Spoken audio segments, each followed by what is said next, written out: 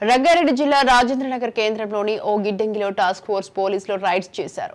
కాటేదాన్లోని బాబురెడ్డి నగర్లో గిడ్డంగిలో స్మగ్లింగ్ చేస్తున్న పక్కా సమాచారంతో తనిఖీ చేసిన పోలీసులు సుమారు ₹1,75,00,000 విలువ చేసిన నల్లమందు, 2 వ్యక్తులను అరెస్టు చేసి బొలెరో వాహనం, 10 మొబైల్ ఫోన్లను స్వాధీనం చేసుకున్నారు.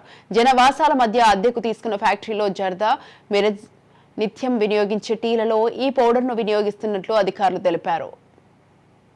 మత్తు పదార్థాలు అమ్ముతున్నారు అనే స్టోరేజ్ చేసారు, ట్రాన్స్పోర్ట్ అవుతుందనే విశ్వసనీయ సమాచారం ప్రకారం జిల్లా prohibition excise task force Shamshabad వాళ్ళు ఒక ఏరియాకి వచ్చి ఈ ఏరియాలోకి వచ్చేసి చూడగా ఒక బొలెరో వెహికల్లో ఓపియం 2 కేజీల 300 గ్రాములు, అదేవిధంగా 2 కేజీలు ఓపియం పాపిస్ట్రా పౌడరు, అదేవిధంగా 33 కేజీలు ఓపియం పాపిస్ట్రా.